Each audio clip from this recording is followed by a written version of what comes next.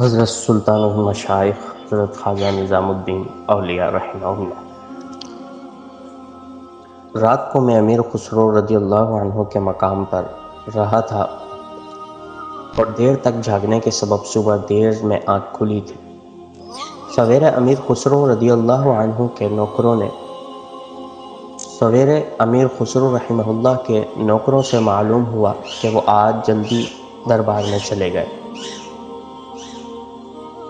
کیونکہ آج کوئی خاص جشن تھا۔ یہ بھی معلوم ہوا کہ امیر خسرو رحمہ اللہ ذرا دیر سے آئیں گے۔ میں نے چاہا کہ اپنی قیام گاہ پر چلا جاؤں۔ راستے میں دلی کا وہ بازار بھی آتا تھا جہاں بخارا اور ترکستان اور ایران کا سامان بکتا تھا۔ میں آہستہ آہستہ ان دکانوں کو دیکھتا جاتا تھا۔ ہر قسم کے کپڑے،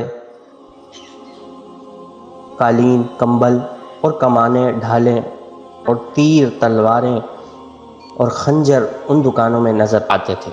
میں ایک دکان پر کھڑا ہوا اور چند تلواروں اور خنجروں اور ڈھالوں کو دیکھنے لگا۔ یہ دکان کسی ترک کی تھی، مگر وہاں ایک ہندوستانی بھی سامان فروخت کرنے والا نوکر تھا۔ اس سے میں نے چیزوں کی قیمت پوچھی اور یہ بھی پوچھا کہ یہ چیزیں کن کن ملکوں کی ہیں۔ دکاندار بہت اخلاق سے ملا اور میرے سوالوں کا جواب دیتا رہا۔ اس نے میرا حال دریافت کیا۔ میں نے جواب دیا۔ حضرت نظام الدین اولیاء رحمہ اللہ اور امیر خسرو رحمہ اللہ کا نام سنا تو وہ کہنے لگا یہ دونوں بے دین ہیں۔ مجھے یہ باتیں سن کر بہت غصہ آیا اور میں نے کہا بس اپنی زبان بند کرو، میں اس سے زیادہ اس کے خلاف سننا نہیں چاہتا۔ دکاندار نے تعجب سے مجھ سے پوچھا اور دیکھا اور کہا تم ابھی کہتے تھے کہ تم ہندو ہو، پھر تم ایک مسلمان فقیر سے اتنی ہمدردی سے کیوں؟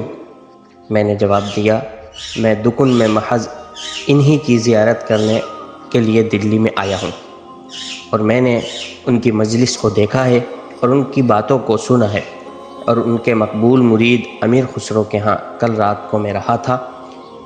میں نے ان سب میں کوئی بات مکر اور فریب کی نہیں دیکھی۔ یہ ٹھیک ہے کہ لوگ امیر خسرو رحمہ اللہ کے پیر کے سامنے اپنا سر زمین پر رکھتے ہیں، مگر میں نہیں جانتا کہ اسلامی شریعت کا کیا حکم ہے۔ مگر یہ ضرور جانتا ہوں کہ امیر خسرو اور ان کے پیر کوئی بات مکر و فریب کی نہیں کرتے۔ دکاندار نے کہا تم بھی بت پرست ہو اور تمہارا دوست امیر خسرو بھی، اس کا پیر بھی۔ اب میں اپنے غصے کو نہ دبا سکا اور میں نے کہا ٹھہر جا، مجھے بہت صدمہ ہوا کہ یہاں کیوں کھڑا، نہ میں یہاں ٹھہرتا اور نہ تم ایسی باتیں کرتے اور نہ ہی مجھے سننی پڑتی۔ دکاندار نے کہا میں صاف اور کھرا آدمی ہوں، تم مسافر اور اجنبی ہو اور مسلمان حکومت کی ذمہ ہو، اس واسطے میں تم کو برائی سے بچانا چاہتا ہوں۔ میں نے یہ بات سن کر پوچھا کہ ذمہ کا مطلب ہے؟ دکاندار نے جواب دیا جس کی حفاظت مسلمان حکومت کے ذمہ ہو اور اس کو اسلامی شریعت میں ذمہ کہتے ہیں۔